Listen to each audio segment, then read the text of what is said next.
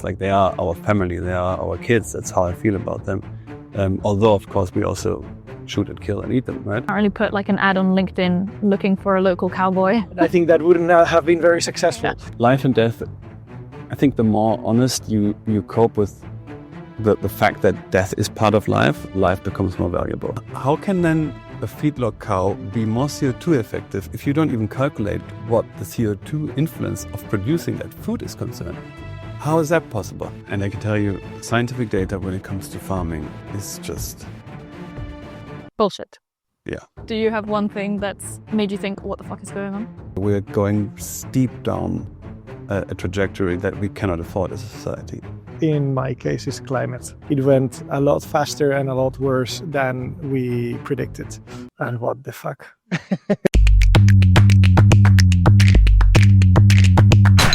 Hi everyone, and welcome to What the Field, an episode where we talk about all different things around our agri-food system. And today we're doing things a little bit differently, and we're filming the episode here on the farm. So if you're listening, you might hear a few noises in the background from the sheep, the birds, and all of that kind of stuff. And we're here to talk about a serious topic, which is livestock. So I think nowadays it's common knowledge that livestock has become the villain of the climate story. And we know that methane is the enemy and that industrial meat production is insane and doesn't make any sense whatsoever. And we're all kind of told to eat more lentils and be careful with this kind of thing. So we wanted to kind of take this narrative back and see if maybe there are some elements to the climate story, including livestock, that we haven't quite understood, and if there are ways to talk about it from a different perspective. So we're going beyond the theory for this today, and we're here with two farmers who are bringing livestock back into their landscapes and their ecosystems. Welcome, both of you. Thank you. Maybe both of you have actually been on the podcast already before, but since this is a bit of a new and different episode, maybe we can give a bit of context to each of your landscapes, because your farm is in Germany, yours in the south of Spain, and I think they work quite differently. So, Alfonso, why don't you just tell us quickly how you're bringing livestock back into your ecosystems? So I started as a hobby with 3 calves that I bought after a strange lunch that I had with a priest that convinced me to buy these 3 calves because they were an endangered species, almost extinct, of the old breed of cows that used to be in our area. And then I bought those 3 and slowly I started getting into it, really liked it. They started breeding to become more and more and more.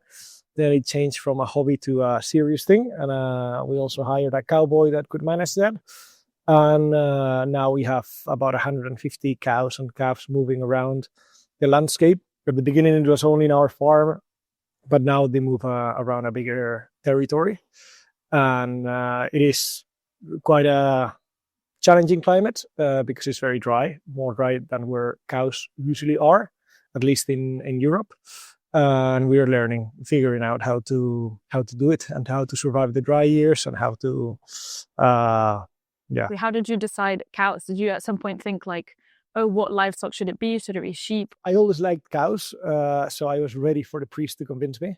But I could give you many reasons of why cows make sense. But to be honest, goats and sheep could also make a lot of sense. I just don't like them so much.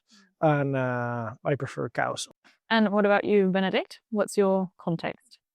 Well, so our farm is in our east of Berlin. And I usually say we are one of the driest areas in Germany and have very sandy soil, which is true. But obviously sitting next to you, we're in a wetland, so to say. But so for me, I took over the farm in December 2016. And we, until that point, from 2004, had been what I call an industrial ecological farm. So, we were plowing every year. We were only growing monocultures. And specifically when it comes to nutrients, we were importing nutrients from all over Germany. And when I took over the farm, not only, was I reminded of my, early years as a child, which I just spent with animals. I have 2 older sisters, so I had a lot of time on my own. And, I was always growing up with animals. I had that very strong connection to that. So I knew that once I get back into farming, I want to have animals on the land because I strongly believe that animals have to be on the land. And at the same time, I still thought, why are we bringing in nutrients from everywhere, 400, 500 kilometers away? And, we're talking about hundreds of tons. So think of a lorry that can carry 25 tons. Just think of the CO2 balance of that. And then also you bring in some nutrients from farms that you don't know how they have been run. You don't know what is in that, you don't know the quality. And like that whole process is just, in my view, not very efficient. It doesn't really do what you need to do in order to bring the nutrients back into the land, which are right for the soil, etc., etc. So for me, I was very early convinced that I want to have cows back into the land. And then I started with 10 Solaire cows, which have long horns, because I always knew that because of the large number of wolves that we also have in our land, we need quite sturdy cows that have like good instincts that are still sort of how cows used to be, I guess. And that's kind of how everything for us started. And it's really about closing the nutrient cycle and becoming more independent, and also having cows with feet that can actually walk and bring the nutrients where I want them, rather than me taking a huge tractor and spraying, manure and stuff into the air, of which half of the nutrients goes into the atmosphere and the other half goes into the groundwater. That made no sense for me. So the cows were the solution for that. How do you find a cowboy? Because that sounds like a crazy job to still exist.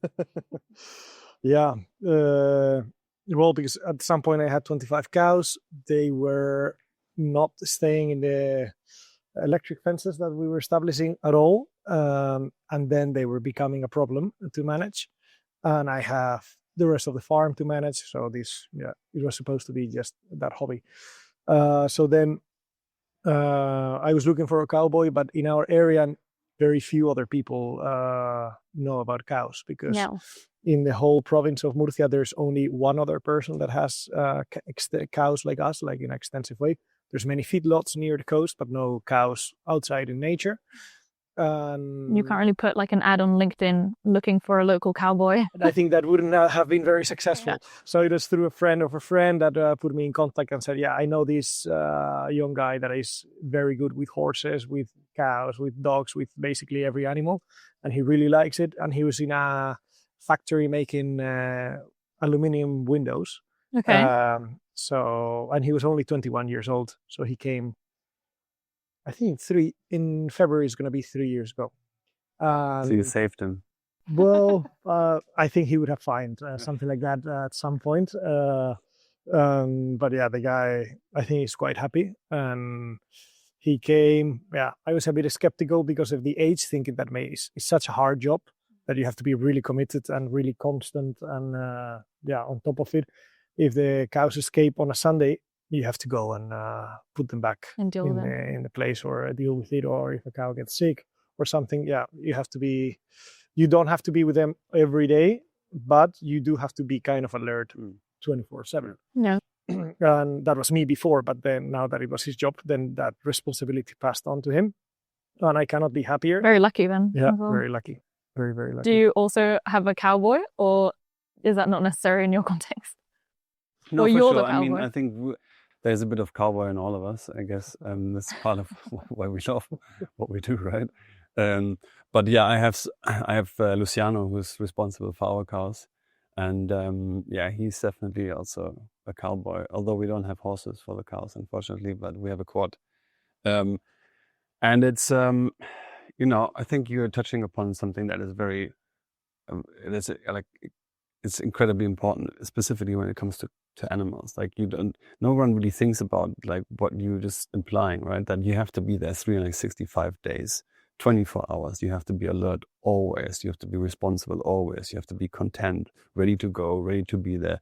And like there's so much stuff connected to looking after animals, specifically if you want to look after them well, right? Like my wife always says she wishes I would spend as much time with her and the kids that I spent with the cows when they have calves, right? But that's really how it is. Like they are our family, they are our kids. That's how I feel about them. Although of course we also shoot and kill and eat them, right? But still, like there is so much love that goes into it and care. And earlier you said also that it was to do with freedom, right? That bringing the cows back onto your farm would give you more freedom because you're like less dependent on bringing the nutrients and that kind of thing. But so then there's also a lot of responsibility and attachment to them. How does that balance out? Like, do you still perceive that as freedom, even though it's more maybe effort or more work to care for them in that way? I mean, it's a great question. And I guess there's like quite a large philosophical part to that. You know, I think freedom is something that you have to invest into, and that you have to fight for. And, you know, as far as like, you know, the work ethic and the work amount is concerned with the cows, that is the investment. That is fighting for it, like to do it right. And that means more than just looking after them. That also means making sure you find people who value what you do and invest in the product. That also means, you know, making sure that everything runs well as far as the business side of things is concerned, right? So yeah, for me, it is freedom, but freedom comes at a price, and the price is to, you know, worry and work hard and have sleepless nights and drive there and hope that not, you know, you find something that is upsetting, which happens when you have animals. You know, there's often things that can go wrong or that go wrong. So yeah, freedom comes at a cost, but it's worth it. That's what I'm trying to say. Do you agree? Did it bring you more freedom as well? Definitely, at least the feeling of freedom that I get when I'm either with the cows by myself and they are grazing, or also when we're moving them with the horses through different parts, known or unknown. As sometimes we get to a new farm, wow, I've never been here. How, I don't know, beautiful and idyllic that place and that feeling is. I guess that must be freedom. Yeah. Yeah, I mean, there's like there's a saying, happiness is only true when shared. And like this, for instance, I have with my cowboy, Luciano, right? Like when there's like the side of all the hardship and the work, like you have those moments where you come onto like the pasture and like it's a certain time of the day, either in the morning or towards the afternoon, and like the sun is going down, you've got clouds, and come there and you've got like hundreds and hundreds of starlings rising up and just going around the cows, and the cows are just eating there and moving, and it is just an incredible feeling of seeing that and experiencing that, and like the calmness of the cows, the sound of them grabbing grass with their tongue and like ripping it and moving, and you just, it speaks to you on such a deep level, because you know what you see is right, like everything is right, like and when do we have that, right? Like, and it's such a powerful thing to be in that moment, because you're so strongly in that moment, right? Like in this incredibly technological, fast-paced, exponential growth world, if you were then with the cows and you have that sound and, you know, the animals, and yeah, it's priceless. Like I would do it always. Very convincing. And so both of you are kind of working on quite big landscapes. You have quite a lot of space to do this. And I think in regenerative spaces now, we talk a lot about livestock integration and how it's like an important tool to regenerate ecosystems faster and stuff like that. But do you think it's accessible really to everyone? Or do you think it's more of a thing that like wealthier farmers that have a lot of land that can do that like initial investment and can take more risk, is it only accessible to them?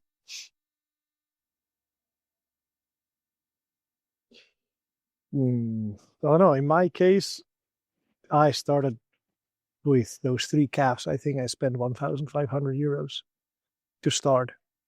Yes, it was a hobby and it took a while until it became a business. But yeah, I think you don't necessarily have to start very big from the beginning.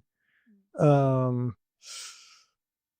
I think, yeah, these big landscapes do need big solutions. So in our area, we're trying to influence or regenerate directly or indirectly, not just our farms, but a lot of the areas surrounding it. And sheep are gone, 90% of them from our area, because shepherds retired, no one wanted to do it. And there's a huge space for other animals to get there. There's wildlife, but yeah, not that could be a tool for regeneration, at least not in a short, medium term for human years. And our area, also, if you just leave it untouched, you don't see really an improvement year after year. I don't say it couldn't regenerate after 100 years untouched, but definitely after 20 years you go there, and many times it actually got worse or more compacted, less like more empty surface, and definitely less life. Yeah. So it's like accelerating the process. And how, like, maybe aside from the nutrient bringing, so basically like the eating and the shitting, what else are the animals doing on the landscape that's helping this regeneration be so quick? I say in my case, what I see, for example, we have an area for biodiversity is quite a dramatic increase as well. So we started grazing an area that is a wetland from another farm. They have reeds, and until 8 years ago, they would burn it every year. But 8 years ago, then that became forbidden, and they couldn't do it anymore. Then the reeds are 4 meters tall or 5 meters tall. The sheep don't dare to get in. And it was just like that, left out for the last 8 years. And we went in with the cows, and that was a huge amount of biomass. Most of it was dry from previous years, and part of it was green. And they ended up eating all of it. They left the area flat, as if reeds were never there. And we got in touch with the Association of Extensive Grazing, something, I don't remember exactly what it was called in Spanish. And the person that was in charge, he's a biologist, and he's a bird lover and a bird watcher. And then he got into this grazing type because of birds, because he saw how this type of grazing improves a lot the bird population and the bird diversity. And he said that specifically in reeds, which then we saw it this year, because we graze it not this summer, but the summer before for the first time. After the second year, and it starts getting dry matter of the previous years, then the population of birds plummet dramatically. And if you are 4 years without grazing it, there's almost no birds at all inside. So the biggest diversity is when the reeds are 1 year old or 2 years old. After that, it starts going down. And now apparently there's many more birds than before. I don't have the patience or the sensitivity to do that monitoring of the birds and how it changed, but these guys do, and they say, yeah, it's quite a positive one. So I think there are like also two sides to the conversation, or like two parts to it, because I think integrating livestock on farming landscapes makes sense. And like, so there are ways to see that happening, like increased biodiversity, better access to nutrients, and all this type of thing. And I think that's like one part of it. And then the other part of it is then making a business out of that and having a meat production business, right? So then killing those animals, butchering them, and feeding and selling the meat. Is it possible to do just one without the other, or does that like not make a lot of sense to you guys? Well, I mean, I guess like, you know, in farming, the answer that is always right is it depends, right? So it always depends on your context. Like, if we think about like where most farmers are, it's they've had years of specializing on one certain production type just to lower the cost as much as you can, while trying to increase the yields as much as you can. So they had to invest heavily. They're probably quite in debt, and they're dependent on world market prices, input prices, subsidies, you name it. So when you're in that situation, you're stuck.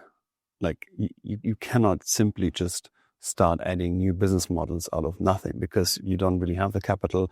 You probably don't have the knowledge. You don't have the access to the market. Like there's so many what ifs. There's so many unanswered questions, and there's huge risk that you carry. That I think it is super, super complex to just, you know, start something new.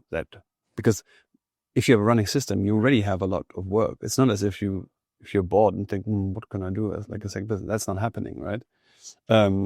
So in that sense, I think if we want to see that transformation that we all think about, for me, it's all about finding ways to capitalize the true values that you can achieve through farming, which of course is biodiversity, which is soil health, which is water infiltration, which is so many other things, also social things, right? And I think if we do that, then we create leeway for farmers to actually get the emotional freedom to think about what can I do, you know, can I get into selling my produce online? Can I, start a market garden? Can I start with animals? Like that we have to create for them. And there has to be so much more than just, the capital. There also has to be education. There has to be a sense of community. There has to be, like, where do we start? The farming situation and the situation of most farmers is incredibly upsetting. That is unfortunately the reality. So I don't know, I can only speak for myself. I started similarly. Like I bought the first 10 cows in April 2019. I bought another 10 in May 2019. Then I bought another 30 in the beginning of 2020. And that's how I started. Now we have 300 cows. This year I shot 45. Within the next 2 years, we're going to be around 80 to 90 cows that we can shoot per year. And once we reach that, we will hopefully hit, let's say, profit margins. Okay. But that wouldn't have meant that I will have already prepaid all the investment up front. And this, we're talking about like 5, 6, 7 years, right? So to have that much time to build something up while running businesses that might already be, suffering with drought and suffering with late frost or whatever it is, super, super challenging, super demanding. And I think you cannot ask that of people. Like there's too much shit they already carry, unfortunately. But does it make sense? Yes, of course it makes sense. It makes absolute sense.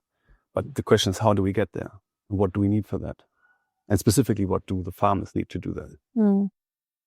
Okay, yeah. So like a big part of the, I think, difficulty around the conversation is also around the killing of the animals. Because like we like to see animals on the farm restoring the landscape and regenerating the ecosystems and all of this. And then, so you just said like you'll shoot, or in a few years, you'll shoot like 80 or 90 cows a year. First of all, it's then legal for you as a farmer to shoot your own livestock on the farm. And what does that process look like? How do you, like once you've decided you're going to shoot a cow today, what does that look like in practice? Well, so we have one large herd where all the animals are in. And they are completely integrated into the crop rotation. So they are on arable land all year round. We don't even have a stable, right? So in the summer months, they are on very diverse pastures that we move the cows up to 4 times a day. In the winter, they move on arable land where we've just harvested in the summer, and they feed on cover crops and nurse crops. And you're doing that with fencing? So you're moving the herd fence through the time. And so in the summer as well as in the winter, the cows know that when we come there in the morning, the fence will be lifted and they get to the next patch, which is, beautiful. And, so they're looking forward to that. They're already excited about that. And we use exactly that moment in the way how we shoot it, which is Luciano and I approach the cows, he stands at the fence with his back towards the new pasture. And then we look around the cows and they're all like standing like a sort of a half moon structure around us, all facing us because they already know, right? Okay. And there's like this close, right? Like I can touch them if I wanted to. And we predominantly shoot males between the age of 24 and 36 months. And so what we do is we stand there, we chill a bit, we wait, let them calm down. And I look around the herd and see where is one standing. And then I move towards to that specimen or that animal.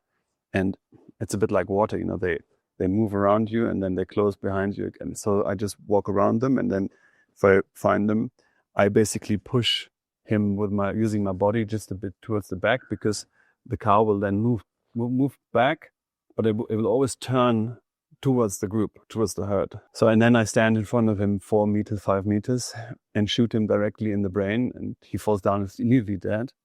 And in that second, Luciano lifts the fence, and all the cows go over onto the new pasture. He puts down the fence, and that's it. So there's no stress, there's no panic. It's super, super relaxed. It's super, super calm. And I'm super grateful to be able to do that, because it's not normal that you can do it. So yeah, I couldn't be more grateful that I can do it. Wow. You can feel it in the produce. I believe you can taste it. There are certain hormones, certain things like within the meat that you can actually prove that there's a difference of the quality of it. Yeah, as someone who like follows through their whole life cycle, when there are calves, I'm the first one there. To that end, I'm the last one there. It's a privilege, right? But I think that's important also to know.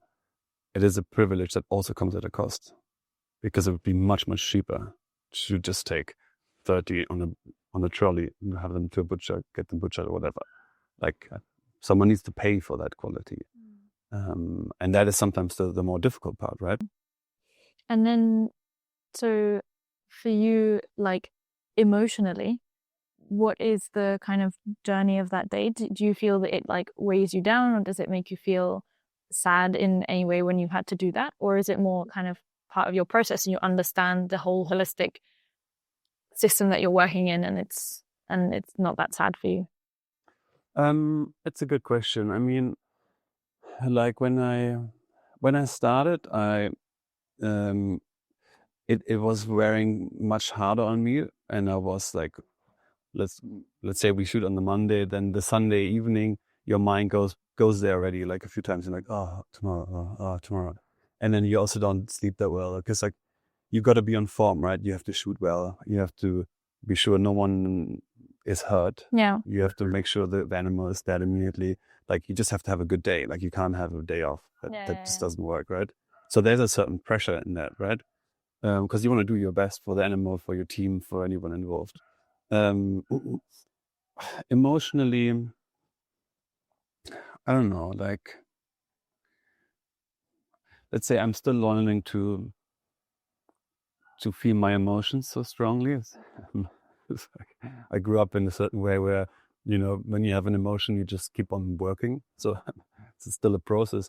But I don't know how to explain it so well. So, I mean, I can only like say like, I love them, and everything I do is just to make sure they have the most beautiful and happiest and most perfect life that they can possibly have.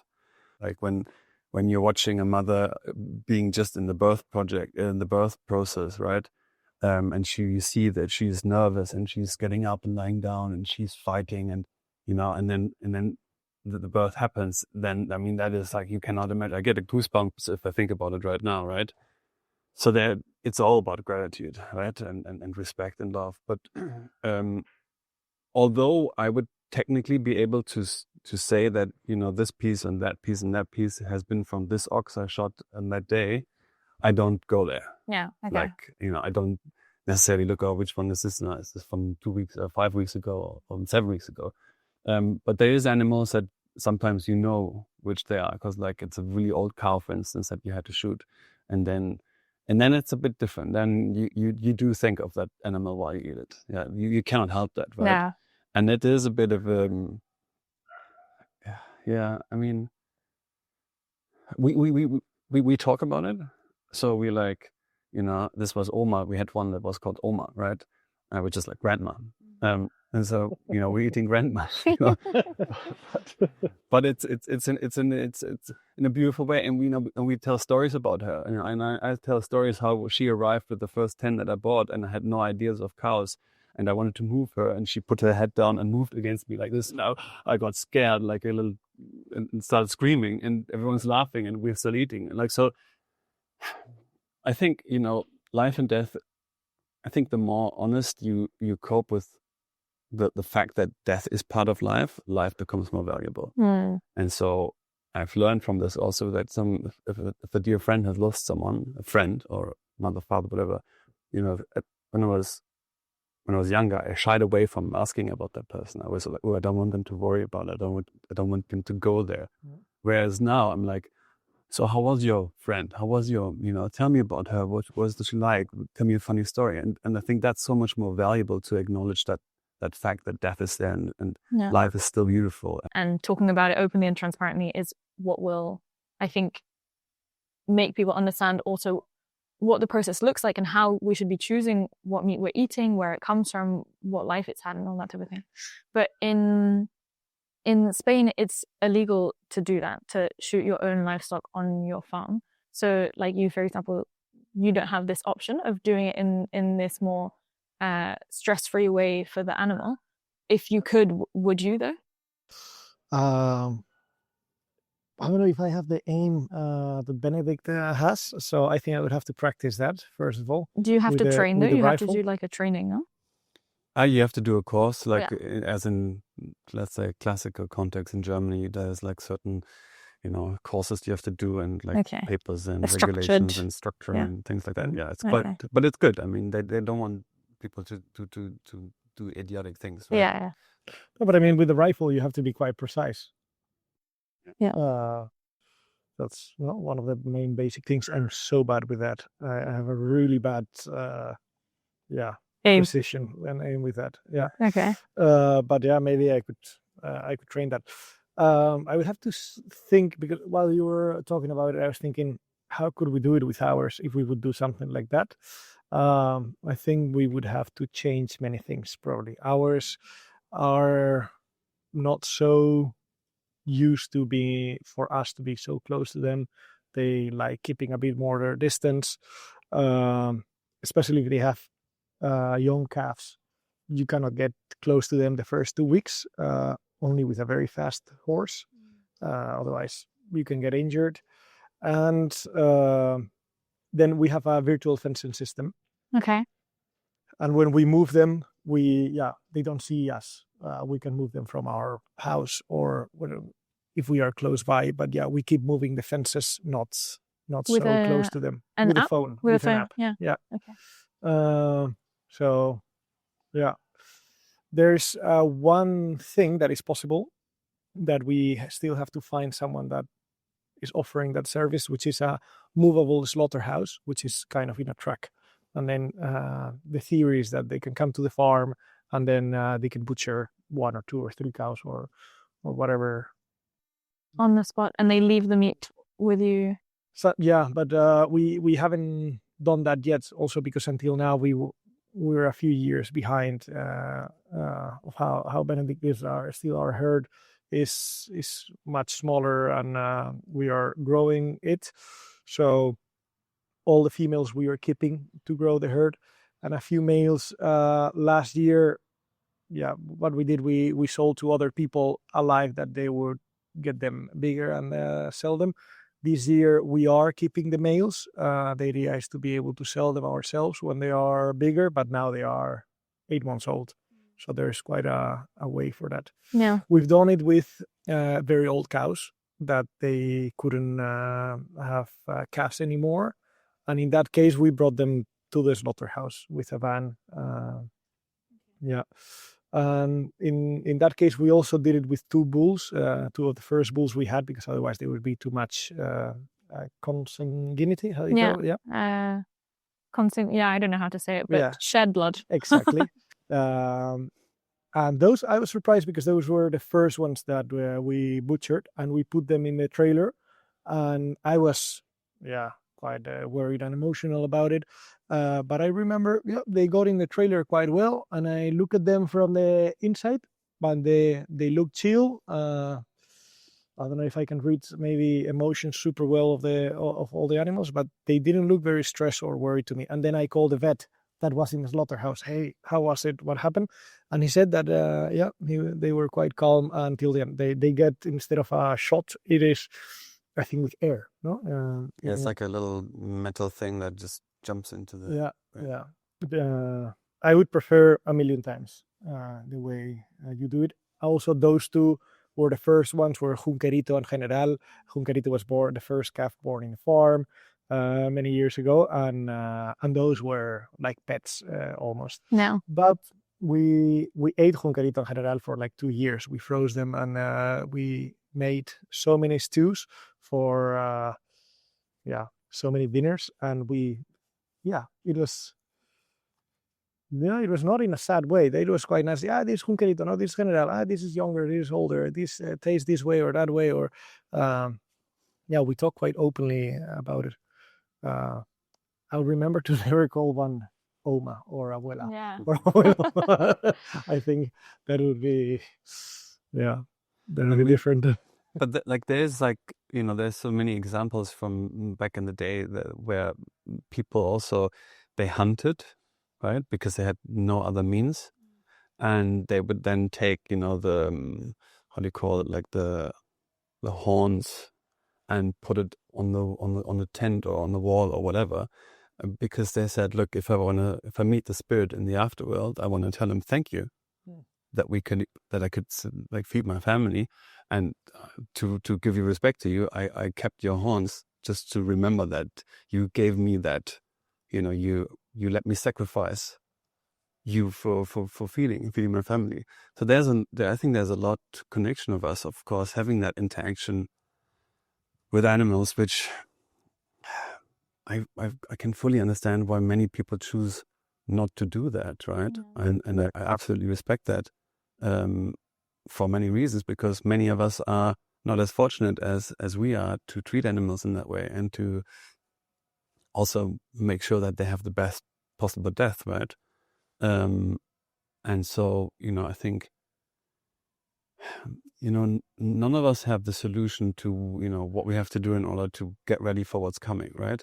But there's a space for all of us that have different ideas, different morals, different ethics, from deciding not to eat any meat products, or trying to do our best as we try to do with eating animals and having animals. In the end of the day, I think it's about community, right? Like we all have a power to influence the people who are around us. But I think if it's through positivity, if it's through talking about what you love to do, and less trying to convince everyone who's of a different opinion that your opinion is the one that's only right, and because they have a different opinion, they're the idiot. I don't think that negativity helps. I think if we focus on what we love, we are much faster and much more effective of bringing about the change that we want. Yeah, definitely. But it's interesting because when we had the conversation at crowdfunding to see like how everybody felt about opening this door of starting to sell meat and everything.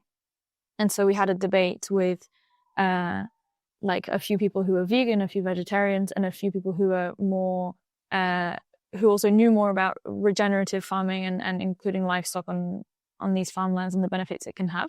And it's true that when you take like such a specific case like your guys's, you can see the sense that it makes, and there is a justification isn't the right word, but there's a value to it that we can see. But the way that people are consuming meat today is like ridiculous, and the way the whole industry works is like insane and nonsensical.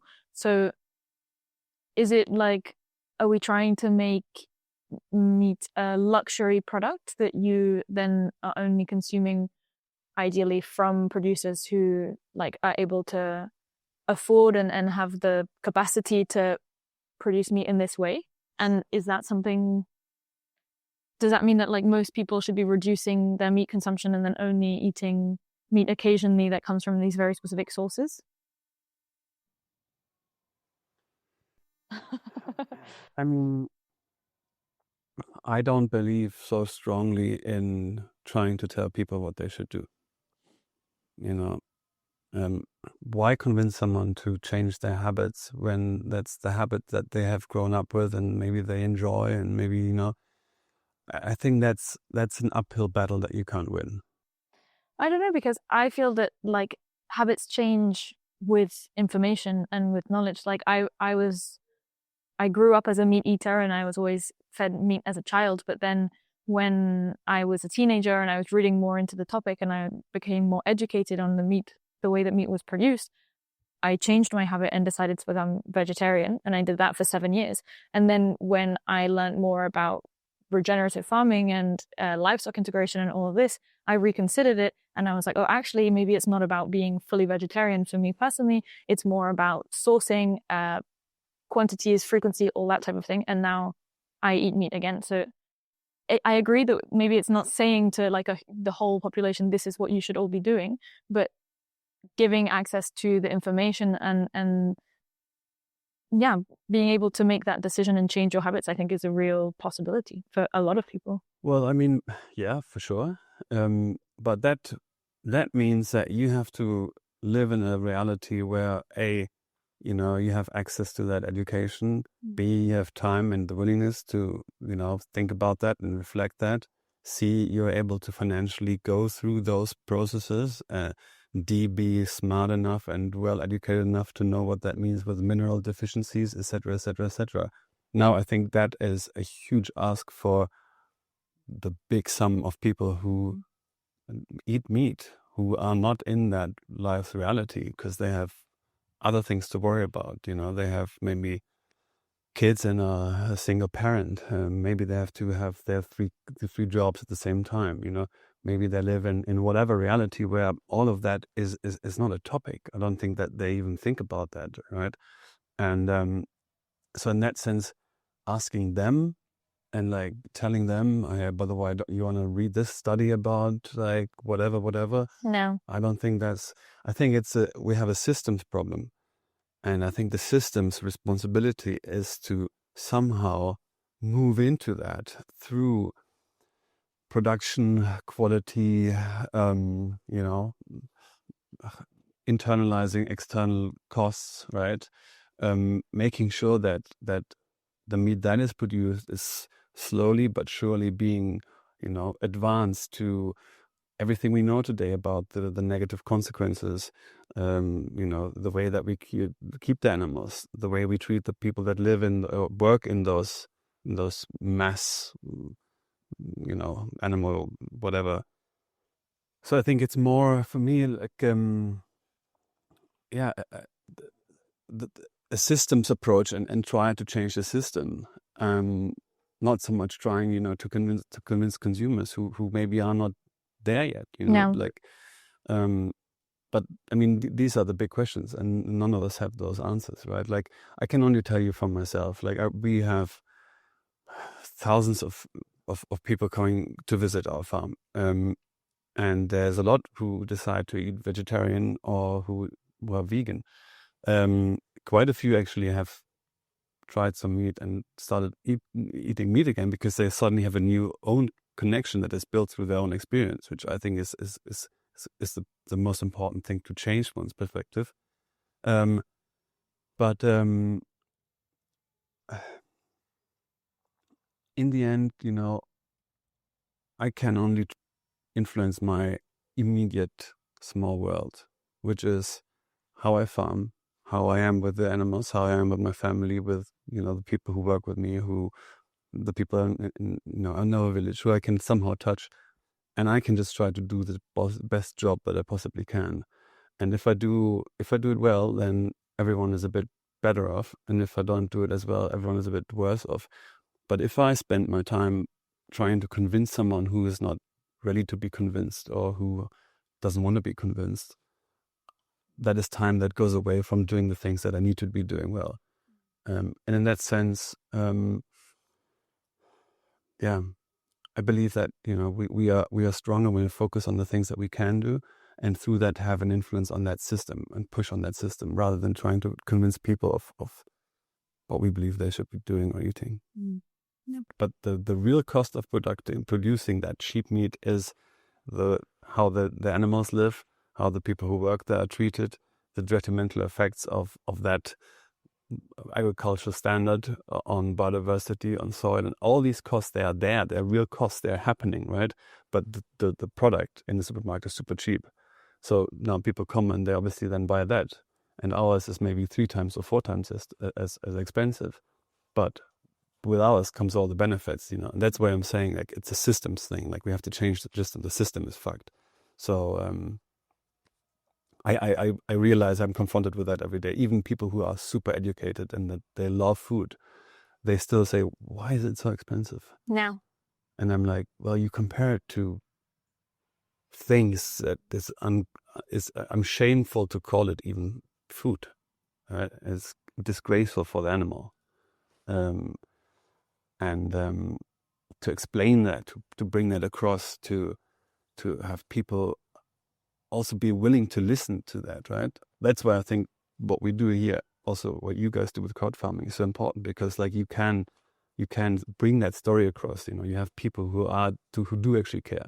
What is the thing that will catch people to make them take those 25 seconds and think about it? And I think before I came from a more idealistic thing, and it was like, oh, the story of the farmer and like the specific information that they can get on the regenerative practices that they're applying in this new thing, because that's the kind of stuff that maybe I would look at. And I'm realizing more and more that's just not true. Like, people actually don't care that much about, like, no offense, what's about like the farmer's backstory and their childhood and all of this. Like, some of them do, and that's really nice. But most people, especially if you're buying on crowdfunding, when you're buying online, maybe don't have the time or the energy or the interest to go and like look at all of that. So what's catching them, or what we're seeing has the most potential to catch them, is nutrition, right?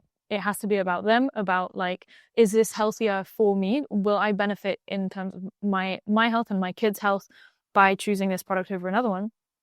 And so there's a big part of our work now, which is proving that and showing this health benefit, which is systemic, because you have to explain why,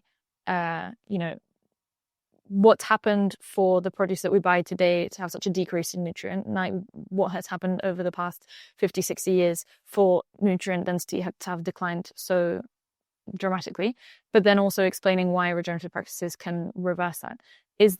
Do you guys have like that same thing of having information on the nutritional value of regenerative meat versus like supermarket cheap meat that you find you can like whip out at any point? I haven't done analysis on our own meat yet, but there are many studies that show that especially grass-fed meat and animals that are eating a big diversity of plants and flowers, and then they have a much denser and richer nutrients in the meat, and that they have also, it is healthier for you to eat. That's something that I've read and heard many times. There's some studies about that too. I think in the US they are maybe a bit more advanced than in Europe with that. No. If you've seen something. Yeah, we've done a few, let's say, collaborations with universities when it comes to like looking at the nutrient density and the nutrient composition of our meat compared to other meats. And we have like, well, obviously, but we have super high omega-3 and like all those great things in there. But this is kind of where it gets interesting, because now we're talking about sort of like scientific data. And I can tell you, scientific data when it comes to farming is just bullshit. Yeah. I'm gonna get a lot of trouble for this.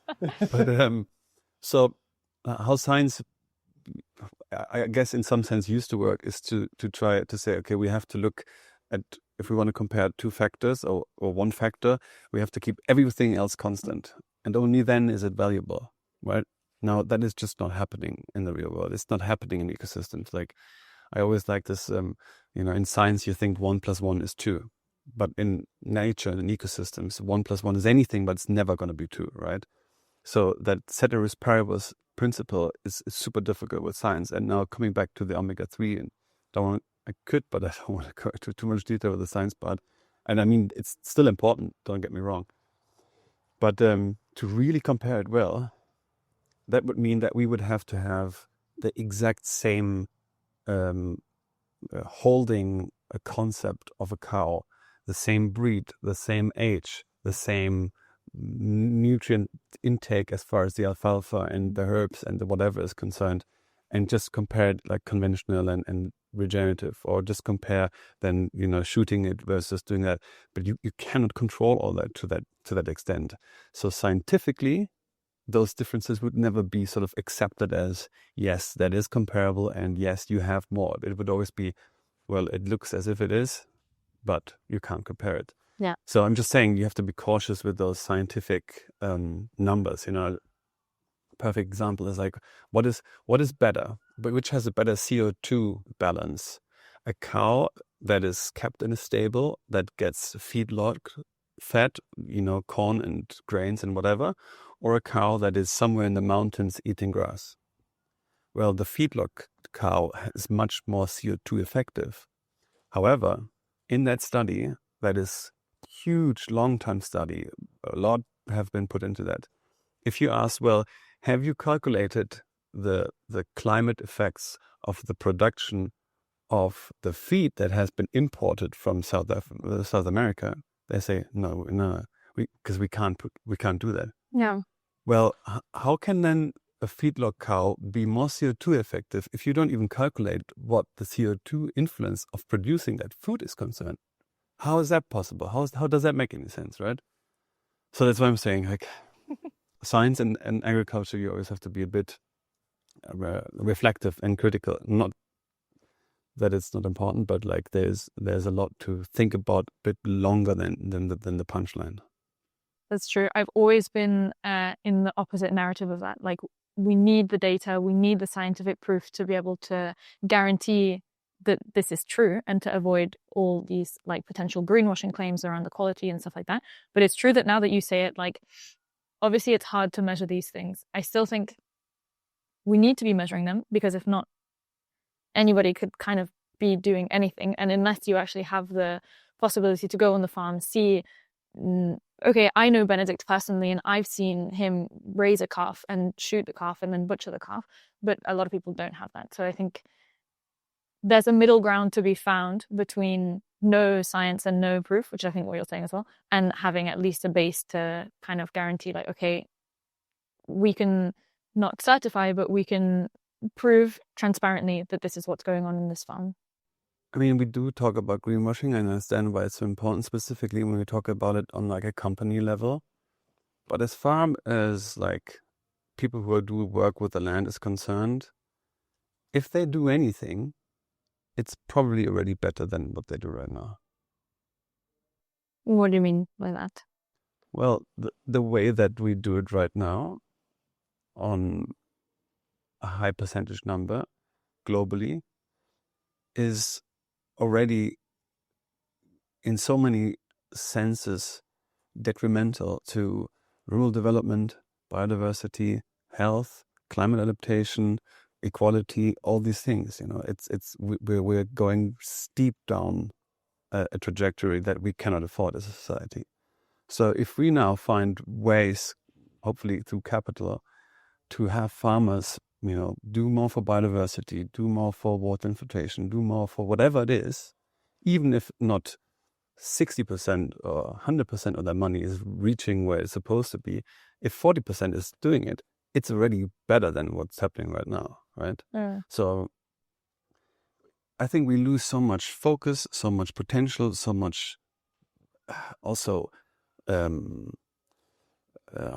should I say, nerve by debating about, is this greenwashing or not, or do this, or we don't know this, so we can't do that.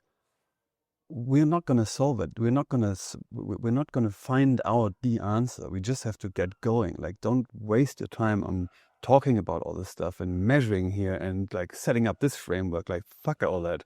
Just do it outside. Like, give money to do a biodiversity stripe. Give money to grow agroforestry. If it's not perfect, whatever. But it's still better than just debating and not doing anything, you know. So I think we have to